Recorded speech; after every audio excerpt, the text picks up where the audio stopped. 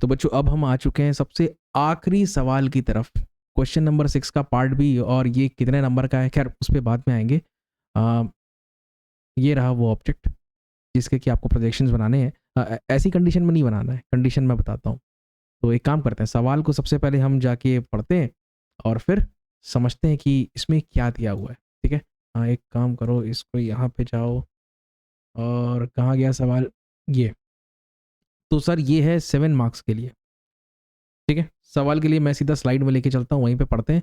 और देखो इतने सारा कुछ कंटेंट है, सबका पीडीएफ बना करके मैं डाल दूंगा एप्लीकेशन में, उसको अनलॉक रख दूंगा कि जो हमारी यूट्यूब फैमिली है उसके स्टूडेंट्स भी सीधा फ्री में इन सारी कंटेंट को एक्सेस कर सकें, कोई दिक्कत नहीं है। ठीक, सवाल पे आए। तो यहाँ पे बात हो रही है एक हेक्सागोनल प्रिज्म के बारे में। ये है भाई हेक्सागोनल प्रिज्म। ओके, अच्छा, वो कैमरा ऑन करना पड़ेगा। दोनों मोड में कर लें। ये है हेक्सागोनल प्रिज्म। ठीक, साइड ऑफ बेस 35 है, एक्सिस 65 का है। तो इसको ज़रा समझाता हूँ, पहले इसको देखो। Hexagonal prism of side of base 35 mm and axis 65। ये जो है ना, इसको हम कहते हैं बेस, इसको हम कहते हैं टॉप। ठीक है जी, थोड़ा सा लाइट और चाहिए हमको, ऐसा लग रहा है कुछ इम्प्रूवमेंट। चलो जैसा भी है काम चलाओ। तो एक को टॉप मान लो, एक हेक्सागन को, और ऑपोजिट एंड के हेक्सागन को बेस मान लो। कितने का है? 35 का है, मतलब ऑल ऑफ दीज एजेस, ये सारे के सारे एजेस जो हैं कितने के हैं? 35 ईच। अब इसका एक सेंटर होगा यहाँ पे, वैसे ही इस हेक्सागन का भी एक सेंटर होगा। उन दोनों सेंटर को कनेक्ट करने वाली लाइन को हम कहते हैं एक्सिस। एक्सिस है 65 का, 65। Resting on one of the base edges, एक बेस एज पे वो टिका हुआ है। मतलब कहानी जो है, भाई इतने में तो वो आ नहीं रहा है, हेक्सागन थोड़ा बड़ा हो गया। इसको मैं बना दूं क्या वर्टिकल प्लेन राइटिंग पैड को, जरा देखो। ये है हेक्सागन, दिख रहा है ये ऐसा। ये जो बेस एज है देखो, ये रहेगा यहाँ पे जमीन पे कांटेक्ट में रहेगा, दिख रहा है? ऐसे मोड़े, अब दिखा बेस एज, मेरे ख्याल में तुम लोग देख पा रहे हो। ओके, और अब अगर बेस एज ऐसा कांटेक्ट में है, मतलब बेस एज के बल पे वो टिका हुआ है, तो देखो आगे भी कुछ कंडीशन जरूर होगी। Such that the base of the prism is inclined at an angle of 45 degrees to the HP. बहुत बढ़िया। जनरली हम लोगों ने क्वेश्चंस देखे हैं जहां पर कि एक्सिस का इंक्लिनेशन दिया हुआ होता है, यहाँ पे बेस का दिया है, तो कोई दिक्कत नहीं। याद रखना, एक्सिस अगर थीटा बनाता है तो base 90 minus theta and vice versa. ठीक है, तो यहाँ पे बेस कितना बना रहा है? 45 डिग्री। तो ये देखो, ये बेस एज जो है वो ज़मीन पे टिका हुआ है। अब मैं वापस से ओरिजिनल मोड में आ जाता हूँ। ऐसा देखो, ये जो है ज़मीन पे टिका हुआ। अगर कॉर्नर बोलेगा तो ऐसा बनाओगे, बेस एज इन एचपी बोलेगा तो ऐसा बनाओगे। ठीक, ये ऐसा मैं रोटेट कर लेता हूँ, थोड़ा समझो बात। तो ये आपका रहेगा बच्चों step number 1।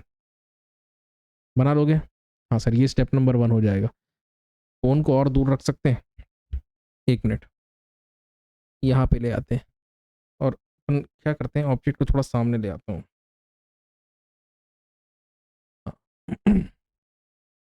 Step number 1, base का ट्रू शेप कहाँ से दिखेगा? सर ऊपर से दिखेगा। क्या बनाओगे? हाँ सर, हेक्सागन बनाएंगे, और साथ में वो जब बन जाएगा तो उसका हम लोग फ्रंट व्यू बना लेंगे। कुछ इस प्रकार से फ्रंट व्यू बन जाएगा। सेकंड स्टेप में क्या करेंगे? सर बेस को इंक्लाइन करेंगे। बेस को इंक्लाइन मतलब ये जो है ना बेस, एक लाइन के रूप में आपको दिखाई देगा सामने से। इसको कितने एंगल पे रखोगे? सर 45 के एंगल पे रखेंगे, यही सवाल में दिया हुआ है। ठीक है, इस केस में तो सर अगर बेस 45 पे तो एक्सिस भी 90 माइनस 45, मतलब वो भी 45 पे होगा, तो उसकी जरूरत ही नहीं है, टेंशन ही मत लेना।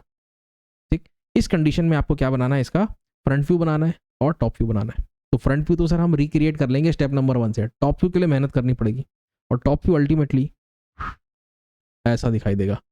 कैसे कैसे कैसा? थोड़ा सा मैं इधर ले आता हूँ अपनी तरफ, ये ऐसा टॉप व्यू ऐसा कुछ दिखाई देगा।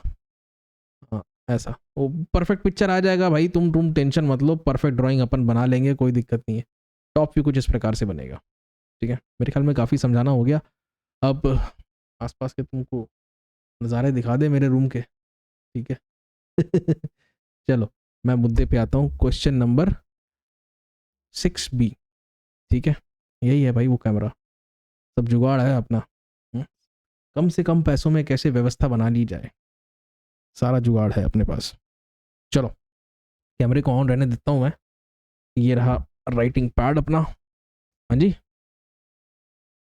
हाँ जी, चलो ये है आपका ऑब्जेक्ट, बेस 35 एक्सिस 65, ये कंडीशंस हमको दे रखी हैं सर इन्होंने, बहुत बढ़िया। क्या है कंडीशन, बेस एच वो HP में टिका हुआ है, हमेशा संपर्क में रहेगा, साथ में उसका जो बेस है स्वयं उसका बेस 45 का एंगल बनाएगा। तो मैंने आपको बोला ना, अगर बेस 45 बना रहा है तो एक्सिस कितना बनाएगा, 90 - 45, वो भी इवेंचुअली 45 का आ जाएगा। तो आपको इसको लिखने की जरूरत नहीं है, मैंने लिख दिया बस। ठीक, इंस्ट्रक्शन वाकई में आसान है, बहुत कम समय लगने वाला है। हेक्सागन बनाने तो आता है ना, नहीं आता है तो पुराने वीडियोस देखते रहना, ठीक, हेक्सागन बनाना भी सीख जाओगे। कोई बड़ी बात नहीं, बहुत बेसिक चीज़ है। स्कूल के 8वीं 9वीं कक्षा के बच्चे जो हैं वह भी हेक्सागन बना लेते हैं, रेगुलर हेक्सागन की बात कर रहा हूँ। 35 का बनाना है, कुछ इस प्रकार से बन जाएगा। तो जो नीचे के कॉर्नर्स हैं, 6 कॉर्नर्स नीचे होंगे, ये देखो, ये नीचे के 6 कॉर्नर्स और ऊपर के 6 कॉर्नर्स, नीचे के 6 कॉर्नर्स को अल्फ़ाबेट्स, ऊपर के 6 कॉर्नर को नंबर्स। तो नीचे के 6 ABCDEF, ऊपर के 6 1 2 3 4 5 6, समझ गए? हाँ सर। अब इसको सामने से देखो, फ्रंट से, और लाइंस को प्रोजेक्ट करो। सबसे पहले नीचे आपको क्या दिखाई देगा सर, ABC वाला एज दिखाई देगा सबसे नीचे में, ये ABC, ए के पीछे F है, उसी प्रकार से E और D का हिसाब लगा लेना, लगा लोगे तुम लोग, मैं जानता हूँ।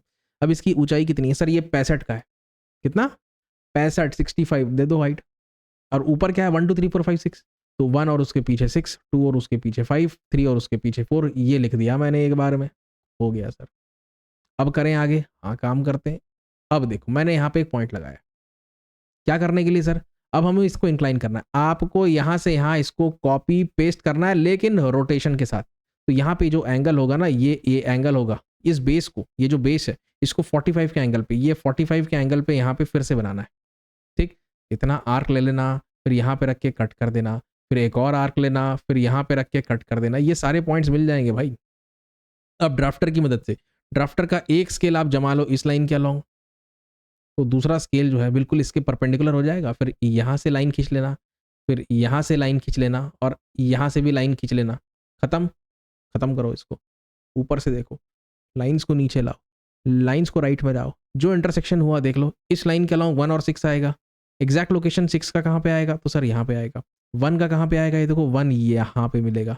तो सारे पॉइंट्स आपको ढूंढ लेने, क्या दिखता है क्या नहीं दिखता है। तो देखो एक बात तो बिल्कुल पक्की है, ये आपको लाइन के रूप में दिख रहा है सामने से, लेकिन जब आप ऊपर से देखोगे ना, तो यहाँ पे 6 कॉर्नर से 1 2 3 4 5 6 हेक्सागन है यहाँ पे, तो ये ऐसा पिचका हुआ हेक्सागन दिखाई देगा, यहाँ पे शुरू होगा और तकरीबन यहाँ पे खत्म होगा, समझ गए। उसी प्रकार से आपको 3 से C, 4 से D, ये देखो 5 से E, 4 से D, 3 से C क्लियर कट दिखेगा, 2 से B भी दिखेगा। अब ऐसा अगर है फिर B से C भी दिखेगा, C से D भी दिखेगा, D से E भी दिखेगा। तो इसको भी मैं एक बार में खत्म करता हूँ, समझ गए। अब जो नहीं दिख रहा भाई, वो नहीं दिख रहा, वो हिडन फीचर है, उसके लिए सम्मान के लिए डैश लाइन का आपको उपयोग करना है। कहानी कुछ इस प्रकार से दिखाई देगी, बन गया डायग्राम। काम को अगर और निखारना है तो कंस्ट्रक्शन वर्क को हमेशा की तरह हल्का रखें और डायमेंशनिंग जरूर करें। जो भी डेटाज आपको प्रश्न में दिए हुए हैं उन सबको कुछ इस प्रकार से आप लिख लीजिए। डायमेंशनिंग भी हो गया, कंस्ट्रक्शन वर्क भी मैंने बड़े हल्के से यहाँ पे कंप्लीट कर दिया है। तो भाई इसके साथ मुंबई यूनिवर्सिटी का क्वेश्चन पेपर यहाँ पे समाप्त होता है। उम्मीद करता हूँ आपको ये सीरीज अच्छी लगी होगी। अच्छी लगी है तो उसको अधिक से अधिक बच्चों के साथ, अपने क्लासमेट्स के साथ शेयर करें, जिससे उनका भी फायदा हो। इसका 1 शॉट वीडियो भी मैं बना दूंगा, कोई दिक्कत नहीं है। सारे क्वेश्चंस आपको ऑन अ ट्रॉट मिल जाएंगे, ठीक है। Thank you very very much and all the very best. Examination आने वाले हैं तो पढ़ाई करना स्टार्ट कर दो, और अगर मेरे मेंटरशिप में काम करना चाहते हो, पढ़ना चाहते हो, तो एप्लीकेशन को इंस्टॉल कर लो and enrol in my course as soon as possible. Thank you very very much, have a nice day.